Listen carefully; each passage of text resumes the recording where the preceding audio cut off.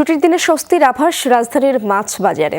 নদী ও চাষের সব ধরনের মাছের দাম কমেছে কেজিতে 50 থেকে 100 টাকা। তবে সুখবর নেই ইলিশে। ব্যবসায়ীরা জানালেন, রফতানি বন্ধের সিদ্ধান্ত চূড়ান্ত হলে আগামীতে দাম আরও কমবে। এদিকে সবজি বাজারে ট্রিপল সেঞ্চুরি হাঁকিয়েছে কাঁচামরিচ। গুড লাক পেনের সফট অয়েল বেসড ইঙ্ক দেয় নিখুঁত লেখার আত্মবিশ্বাস। Good luck pen, make your luck. শুক্রবার সকাল থেকেই কারওয়ান বাজারে মাছ কিনতে ক্রেতাদের বেজায় চাপ। যেন কয়েকদিনের সংখ্যা কাটিয়ে আর মনা ভেঙেছে মানুষ। গতানুগতিক মাছ তো আছেই, সাথে ইলিশ কিনতেও আগ্রহের কমতি নেই গ্রাহকের। জানা গেল, গত সপ্তাহ থেকেই মাছের দর নিম্নমুখী। আকার ভেদে চাষে রুই কাতল মিলছে 250 থেকে 400 টাকায়, 150 টাকার আশপাশে মিলছে 1 কেজি পাঙ্গাস কিংবা তেলাপিয়া। 5 মিশালি ছোট মাছের প্লেট মিলছে 500 থেকে 600 টাকায়। তবে খুব একটা স্বস্তি নেই ইলিশে। 1 কেজির ওপরে সাইজ হলেই দাম উঠছে 1,500 টাকা পর্যন্ত। এখন মোটামুটি আমদানি খুবই ভালো।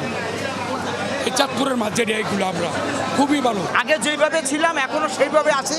আমি আশা করি যে এটার পরিবর্তন হওয়া উচিত। বাজারে এখন জ্বালায় না, আগের মতো দাদাবাজি সব শেষ। এখন আমরা ইনশাল্লাহ শান্তি আছি অনেক। খাবারের দামটা তো কমে দেখা, উৎপাদন আরো বাইরে দেখাতে মনে করেন মাছের দাম মনে হয় আরো কমে যাবে। কিছুতেই কমছে না আমদানি করা সবজির দাম। এখনও কেজিতে 150 টাকা লাগবে টমেটো আর গাজর কিনতে। কাঁচামরিচের দামের ঝাঁঝে নাজেহাল অবস্থা ক্রেতাদের। এর বাইরে গত 2 সপ্তাহের তুলনায় অর্ধেকে নেমেছে করলার দর। ব্যবসায়ীরা জানালেন, চাঁদাবাজি বন্ধের সুফল মিলছে। মাঝে কিছুদিন নতুন গ্রুপ টাকা চাইলেও এখন সেই প্রবণতা কম। চাঁদাবাজি বর্তমানে যেরকম নাই, এরকম না যদি আরও কিছুদিন থাকে, আমি মনে করি যে সবজির দামটা আরও কমবো এবং সবাই খাওয়ার উপযোগী হবে। তরকারির দাম আগের থেকে কমছে। যেরকম আগে অনেক সবজি ছিল 100-120 টাকা কেজি, 60 টাকা 50 টাকায় নেমে আইছে। তরকারির দাম কিছুটা কমছে, কিন্তু কাঁচামরিচের দামটা অনেক বেশি। কিছুতেই আলুর দামে লাগাম টানা যাচ্ছে না। এখনও খুচরা পর্যায়ে দর 60 টাকার আশপাশে। তৌহিদ হোসেন, যমুনা নিউজ, ঢাকা।